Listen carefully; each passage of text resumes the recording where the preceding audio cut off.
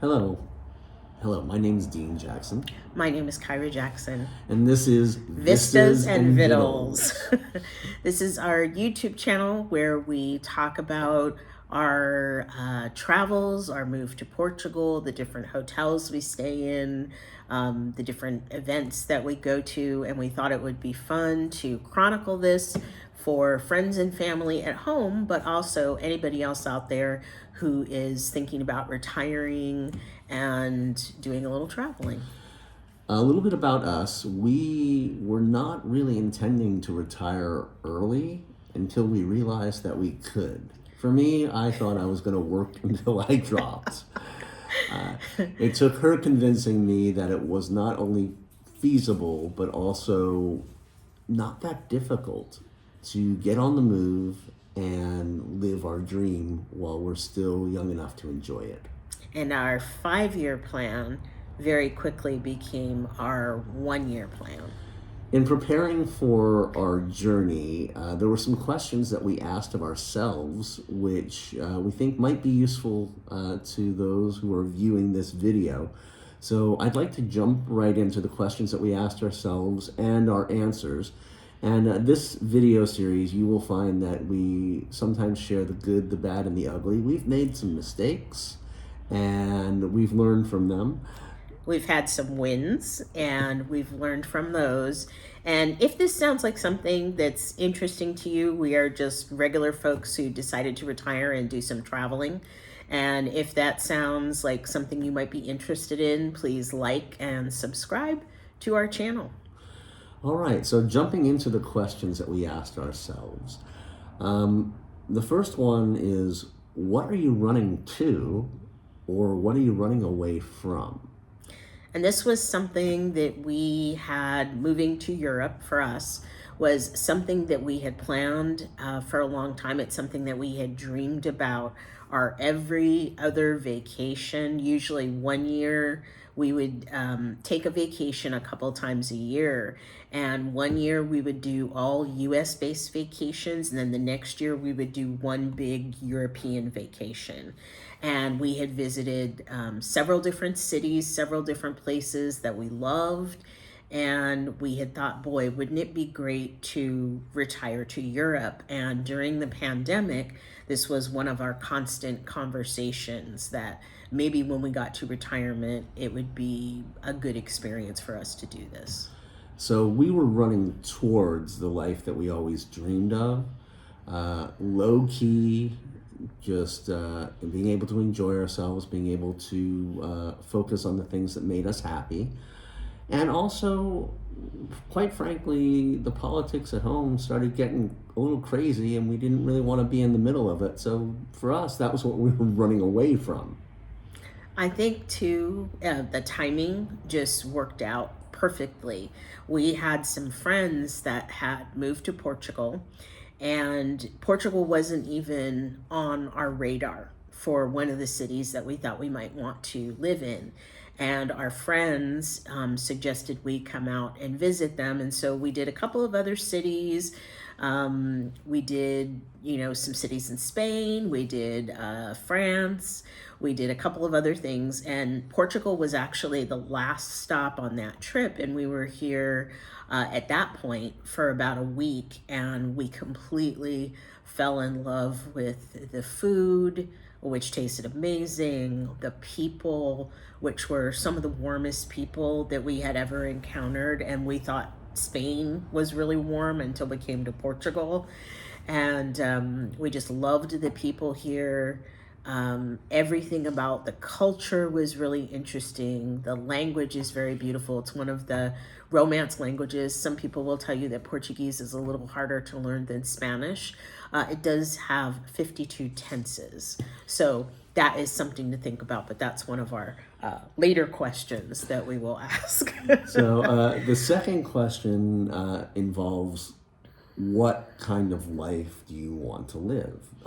For us, it was specifically, would we prefer city living or something a little bit more rural, a big city or a small city, something that we had to ask ourselves was, where were we comfortable? Now, we were in the suburbs in the United States, and for us, we wanted something where we could walk to a cafe, go out for a drink at night, and have things pretty accessible without needing a car.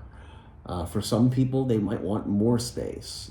They might want to have a huge garden. We have some friends who have a lovely house, which is a bit far away from the city for us, and they need a car, but that was their choice. So really consider what kind of lifestyle you're looking for. And, it might do to rent before you buy, because, for us, we're renting right now. We may buy something soon, but we also wanted the freedom to possibly try out a few different locations.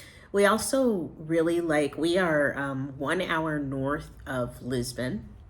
And one of the things that we like is there is a very busy bus system that will take you all over. We also have a train system here that will take you all over. And then there are these little shorty buses that take you out to the beach area. So the beach, I would say we're about 15 minutes from the beach by bus. So it gives you the option of being able to do anything. The other thing that we really wanted was to be able to go out to dinner, have a nice dinner, and then just walk home afterwards and not have to worry about getting in the car, locking it up, paying for parking, any of that, at least for a little while. And so that was part of the reason we chose a place that was about an hour out of Lisbon. The other thing we liked, we were living about an hour outside of a major city in the Bay Area. And so one of the things we liked was that once we got home, we were sort of away from a lot of those things that are happening in the city. It was easy to live, it was relaxing, it was comfortable, and we really liked that when we were there. So we thought maybe our sweet spot might be about 1 hour out of a major city. So that was where we started looking. The next question that we had to ask ourselves, Kyra alluded to it earlier, is how do you feel about learning a new language? Now, Portugal is pretty interesting in that if you go to a major city like Lisbon or Porto, chances are most of the people that you encounter, if they're Portuguese, they'll still speak English. Now, for us, that was definitely helpful, but we wanted a bit of a challenge. We wanted to be challenged to learn the language. And one thing about the city that we chose to live in is not everybody speaks English. We wanted the challenge of learning the language on the fly. And we are doing well, but we're by no means fluent. But we can go out to the restaurant and order fluently. And and some of the restaurateurs here have taken us under their wing and have made it their mission in life to teach us the language. So when we go into their restaurant, they don't let us speak English.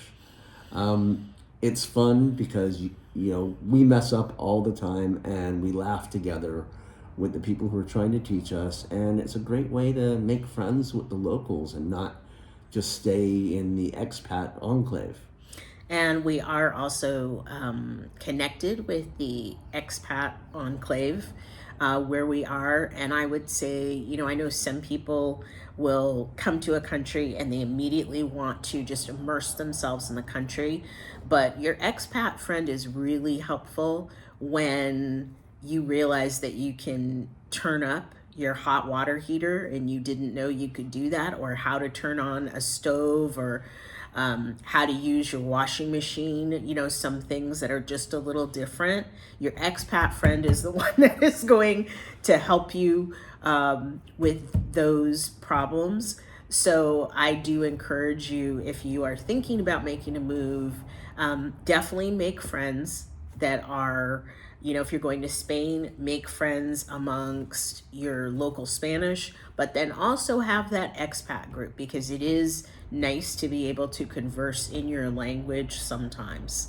There are times that it's just nice to go play cards at someone's house and, everybody there speaks English, and that's nice for you in a place where you're also learning the language and sort of struggling through every day in your day-to-day, chores as you run around the city.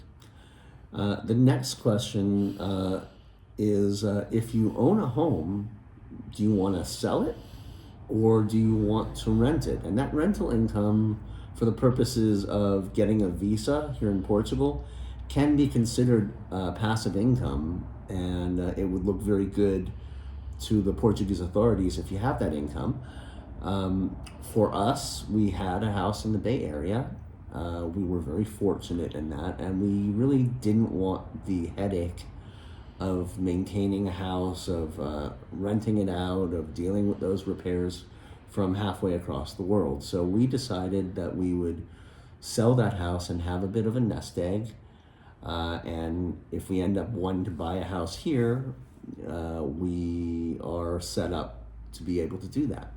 We didn't feel like it was something we needed all the time, that it was something that we would need. We were really comfortable letting that go. And for some people, you may not feel comfortable letting that go. You may feel like, I'm probably going to go home in a year or so. Maybe I'm not going to stay in Europe the whole time, or whatever country you're going to choose. So that's something to really talk about and make, that decision together and have many conversations about it. Because we used to constantly ask each other, are you sure you feel good about selling the house, or do you want to keep it? And both of us got to the point where I don't think we ever considered keeping it for us. We wanted to have that freedom to just be able to go anywhere, because let's say, for instance, there were to be something that happened in Europe, and for whatever reason we needed to leave Europe.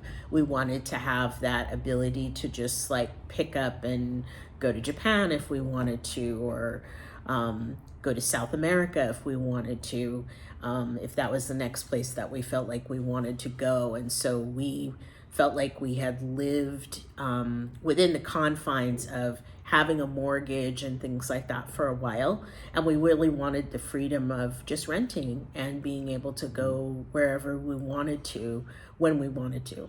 And another part of that is, how much stuff do you want to bring?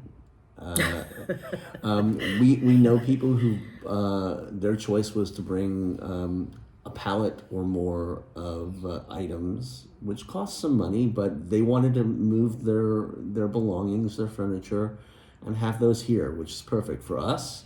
We decided that we would do it with a number of suitcases, and that we would divest ourselves of most of our belongings. Just nothing, for me at least, was worth that much to me that I needed to keep it. I was actually more emotional about selling the car than I was about selling the house. But there are some people that purchase a house here in advance and have a container, and all of their things come over on the container. So that is something that you are able to do if it's something that you want to do.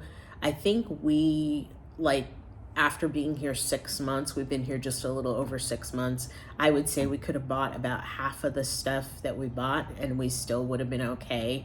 I think that there is a untrue feeling that a lot of things are better in the US, or you won't be able to find some of the things that you have. There are a few things that are different that you might not be able to find, but it's more stuff like ranch dressing than it is, a set of sheets or something that you can't replace. The next question is about bringing pets. If you have pets, I would assume that you want to bring them with you, so you have to make allowances for that. Also, there are each carrier that you might be flying on has different allowances, and so some people are able to bring larger pets on different airlines. So that is something for you to think about. And if you have a very large pet, then you may need to talk to some of the other expats and charter a plane, which is what some people have done, is charter a plane if they're bringing like 3 or 4 pets, so your pets are sitting there right next to you, as opposed to being in cargo. So, this is an expense to plan for, which is why it's on our list. Now, at the time, we did not have a dog. We now do have a dog. And that is something that if we were going to move to South America or we were going to move to Asia or whatever, we now would have that consideration because of her. And we'd need to think about, okay, which airline are we going to fly on to take her with us? And the last question that we have is, what kind of financial considerations do you need to make in order to make the move? At the beginning of this video, I indicated that I didn't believe that we could go. I had to be convinced by Kyra that we had the means for me to stop working and for us to come to Europe. One thing about Portugal is the visa process can be laborsome, and there's a lot of requirements. And one of those requirements is that you have an active Portuguese bank account, and another requirement is that you have income. Now, if you go for the D8 visa, you would have, that's the digital nomad visa, you could work from Portugal and have an income from the United States, and that's fine with them. Or if you go on the D7 visa, which we did, that's a retirement visa, and they need to show monthly passive income. And so you need to have that. For us, ages were right to start drawing on some retirement accounts. If you decide to rent out your house, that's income for the benefit of that visa. You just need to plan for it and make a budget. There's certainly many resources online that'll show you approximately how much you would be spending month to month in Portugal, and I'm sure in other places in Europe, and they're well worth a look. What we did was we went through our US expenses, and then we budgeted our expenses for Portugal, and then we made sure that we had enough money on a monthly basis to cover those expenses and to live the lifestyle that we wanted. We're not extravagant, but we can go out to eat when we want to. We bought a TV, we bought a microwave, we can get things that we like. We can take care of the dog, but it took some planning, and it took looking at our finances and our streams of income with open eyes. Mm-hmm. So that pretty much does it for this introductory video. We hope you enjoyed it. Again, if you did enjoy it, please like and subscribe. And keep an eye out for our other videos. Some of them are going to be regarding restaurants that we really enjoyed, hotel reviews, hints, mistakes to avoid, stuff like that. I'm sure at one point or another we will introduce you to our little dog, and we look forward to talking to you again. We hope you enjoyed our introductory January Vistas and Vittles video, and see you out on the road.